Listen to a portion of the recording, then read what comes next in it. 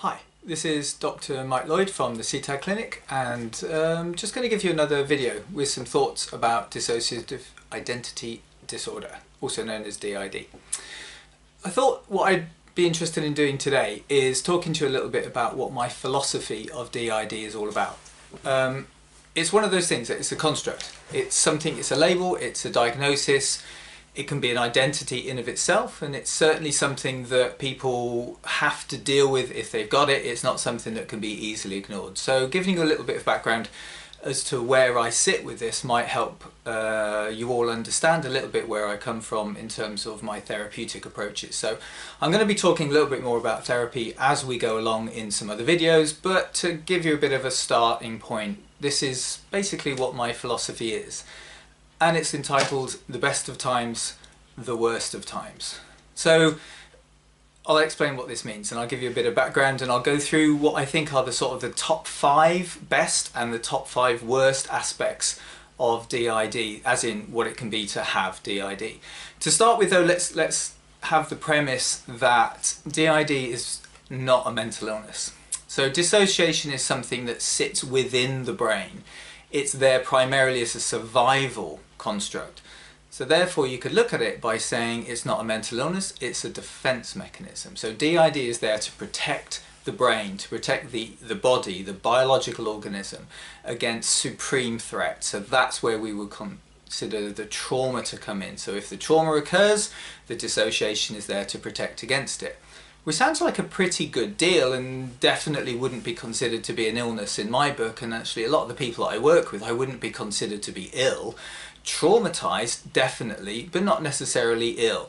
There might be other aspects of their behaviour which might get into the illness territory, and certainly some physical health conditions, so chronic fatigue, things like that are something that a lot of people describe when they have DID.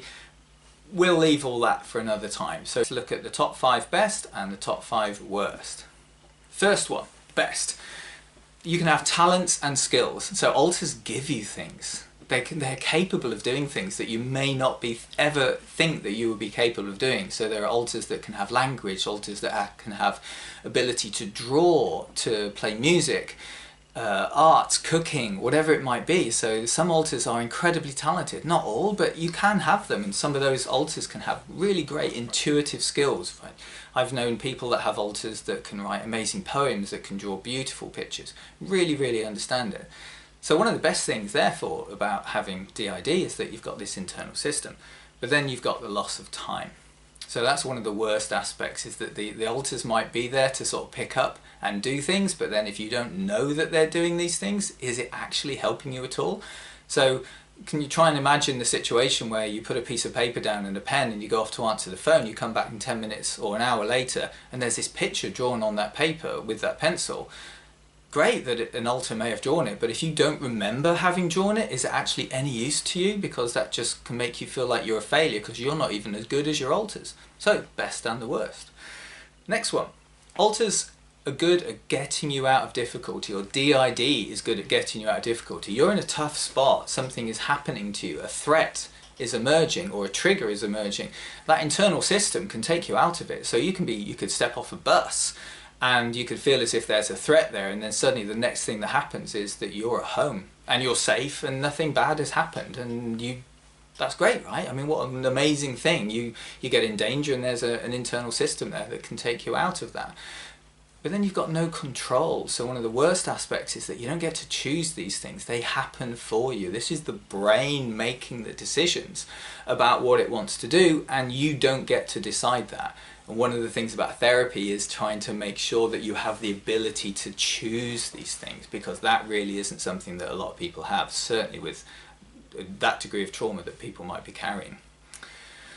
Third best, cooperation and support. You've got an internal system that can work as a team. So if you're aligned with each other and you're negotiating and you're contracting, you're sort of developing a sense of what's happening between you, isn't that incredible?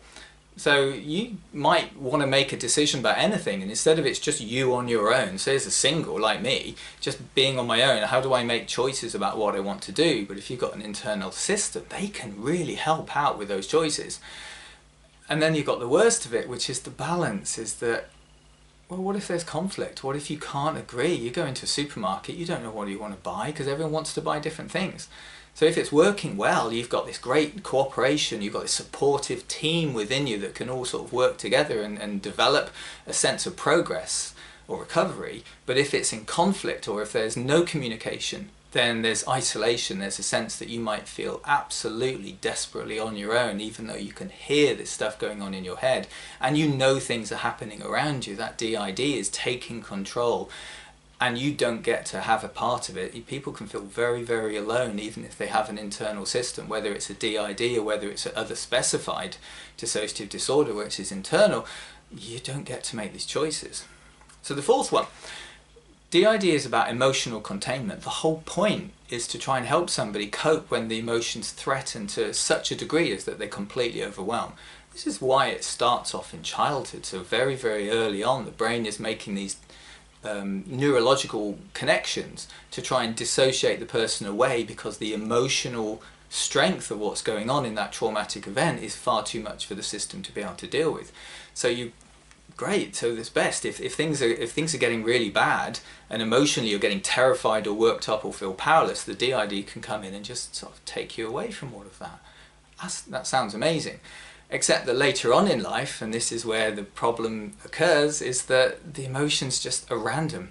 People talk about having an emotion beamed in from the other side of the planet. You could be absolutely fine 1 minute, and the next minute you're in tears, or you're angry, or you're laughing, and the people around you have no idea what's going on. You have no idea what's going on. So that can be really, really upsetting, is that these emotions are totally random. You don't get to have a fix on what that emotional state is like for any given time, because the DID will just chop and change and remove you from that.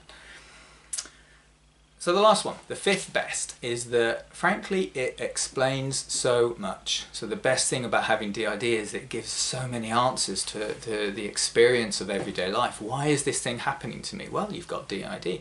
Why do I find things? Why do I lose things? Why can I never really figure out exactly what I'm doing from one day to the next? Well, you've got DID. So on the basis that the diagnosis that's made is actually correct, dissociative identity disorder explains a huge amount of things that have gone on in a person's life. And when you backtrack with them in therapy and you say, well, maybe this was this and this was DID and that was DID, people start understanding that their life actually does make more sense, and what they felt all along has an explanation. So the label can really encourage that person to sort of think about their life and see that it has a different level of meaning, which is pretty great, I think. And then the last thing is that obviously having a diagnosis like dissociative identity disorder creates a huge amount of confusion. Your doctor may not know anything about it. You as a therapist, if it depends on who's listening to this, you might be a therapist, you don't know anything about it. What on earth are you going to do with this DID thing? Are you supported? Are you trained? Are you qualified to deal with it? As the person carrying DID, is there anyone around you who knows what that means? Have you just read it in a book? Have you watched a YouTube thing? Have you understood it yourself? So having the label can be enormously confusing unless you're given the right information about what to do with it, and there's a sense you can do something about it. I can't really imagine anything worse than being told by a clinician, a doctor, a consultant, a GP or a psychotherapist or whoever it might be that you have a condition and they cannot do anything about it. That would leave you feeling stuck and isolated and confused. So there we have it. There are 5 best things that I think having DID can mean, and there are 5 worst things that DID can mean for a person. This is not an exhaustive list. This is not the only list. These are just 5 things that I think would be really useful. As we progress in the other videos, we have more explanations for some of these things. We'll talk a little bit more about the diagnosis. We'll talk a bit more about the experience of having DID and what's the difference between what we as clinicians would call adaptive and maladaptive coping strategies. So there'll be a video coming which will talk a lot more about that. So for the time being, thank you for listening and take great care.